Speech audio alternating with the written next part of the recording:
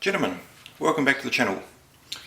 Reasonably short video today, just picking up on where we left off with the last one, otherwise it was going to end up just too long and no one would bother watching it. And that is fitting a Morgo oil pump. It's a high volume oil pump, so a bit of a heart transplant for the old girl, probably not before time. That is the OG pump, comes out of it. It's presumed it's got a scavenge on one side and a pressure on the other side. Might be the other way around, don't really know. It's done its job, it works pretty well, it's factory, but poured an awful lot of blood, sweat, tears and money into this machine now, so I want to give it the best chance of life it can. So out with the old, and in with that beauty. That way around. So, as most people know, Morgo have been around for quite a long time now, making performance gear. Certainly, I remember them back in the old Triumph days. But one of the things they do is a high volume, high pressure oil pump for the Ariel. They do that in both the simplex single chain drive, which this one has, or some point through the manufacturing year of this one they changed to a duplex drive, which would have been nice as it gives a faster generator turning speed. But this is what it is, and it's not worth converting over. So I had a look through the instructions and it looks pretty simple, so let's give it a go. First jobs, we need to remove the original studs, because Morgo comes with a little packet of things, including some new studs. So remove them and remove the bevel drive gear from the original pump, or the worm drive gear, I guess we could call it. Anything to note with that, it's left hand thread, so what'll that make it? Lefty tighty righty loosey or something. That'll never catch on. First job, we'll take the studs out.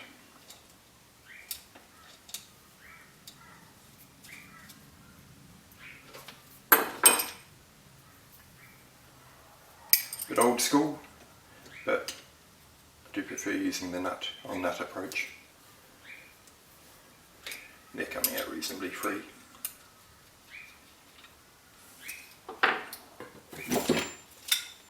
Okay, taking the studs out, now just got to take the nut off, so you've got to look for somewhere to get a bit of purchase. There, it's as solid as I'm going to get. Give that a bit of a kook. And you almost think that I'd loosened it before I started the video.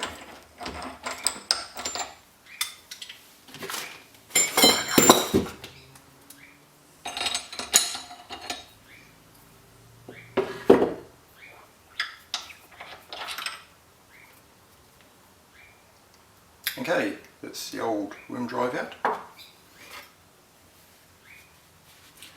Bit of thread lock on the threads here. Give that a bit of a wipe off.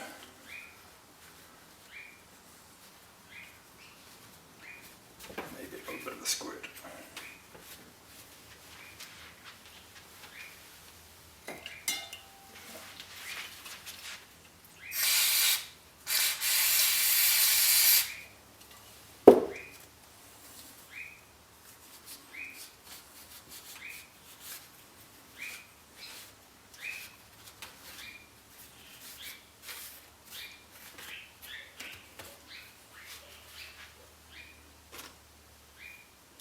Right, the new pump.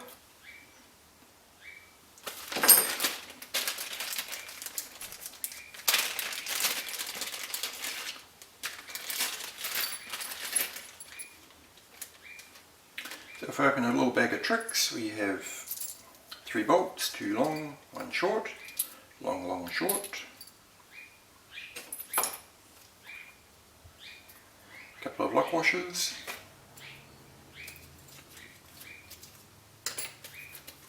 One spring washer, so I'm guessing the lock ones are the long ones, spring one will be the short.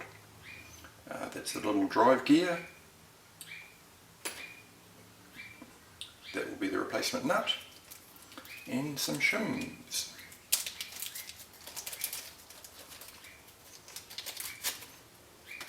Purpose of the shims is there is a given distance between the face of the new drive gear, or the new drive nut, and the face of the oil pump.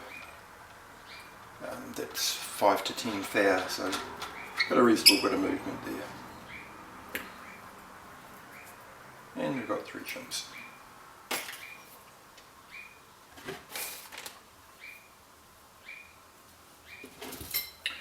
So because we're just setting the clearances now, I'm not going to get too carried away with this.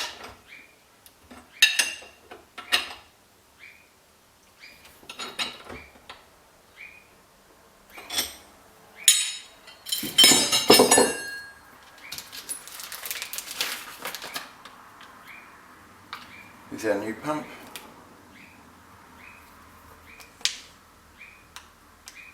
Big hole, little hole. It's going to fit on like that.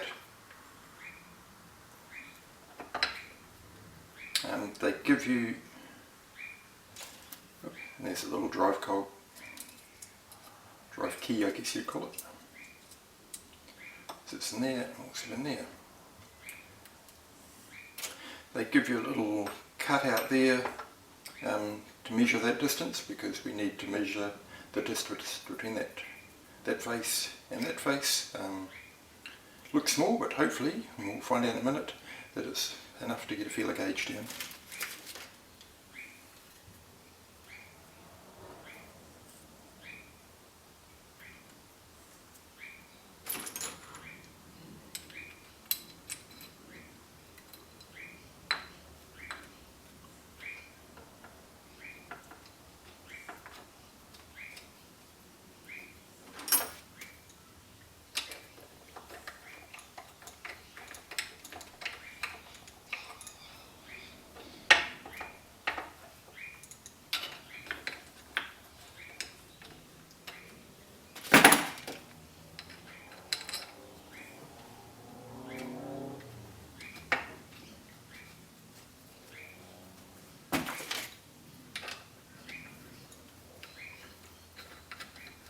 I'm not putting the lock tabs on just yet.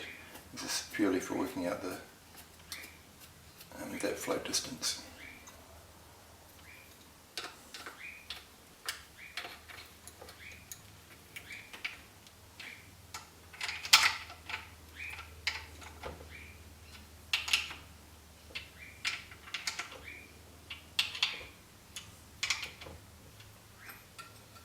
Oh, look at that. Looking good already. Now, if you watched my video last week, I mentioned that I was waiting for a U-toy, a MIG welder, to turn up so that I could make a little engine stand. Dutifully did turn up, and you can see the stand there. First time I welded in way more years than I'd like to remember, and first time I've used a MIG, so hopefully it doesn't show up too much on the camera how absolutely appalling the welding is. In saying that, since thinking this would be easy, no problem at all, and finding out that I made a pig's ear of it, I did spend some time on YouTube looking at, thankfully there's lots of YouTubes about how to MIG weld on there, and thank you to Albeit Weld, provided one of the better ones.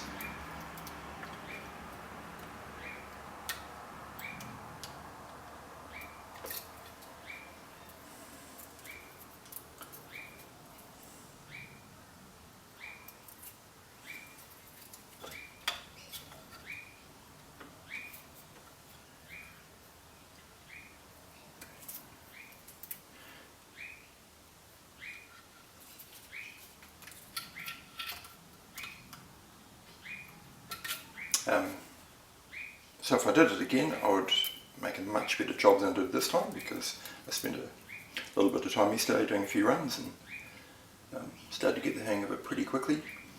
Also, buying a decent helmet, decent welding helmet, helped an awful lot. The one that came in the kit was frankly as good as my original welding, so hey, I'll blame the tools on that one.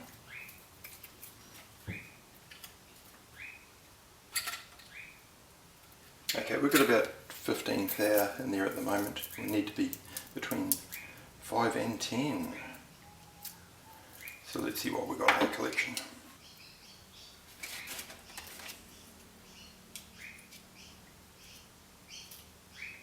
About 3.5 thou. not going to be super accurate with these, but near enough. That one's 6. That one's 1.5. So let's put this one in, shall we? We'll go with the middle ground. Right, adhering to the old rule, never tighten any nut or bolt up until all of the nuts or bolts are started. That's what we've done. We'll just lift them up.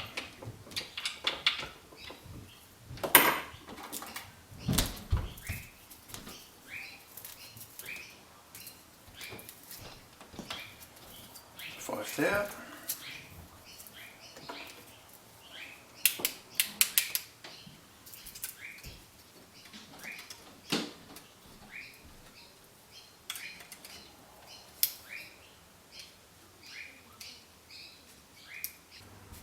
Five there was not far off, but not quite perfect. Bump it up. 6. 0.152 mil. Again, a little bit loose. Let's try 7.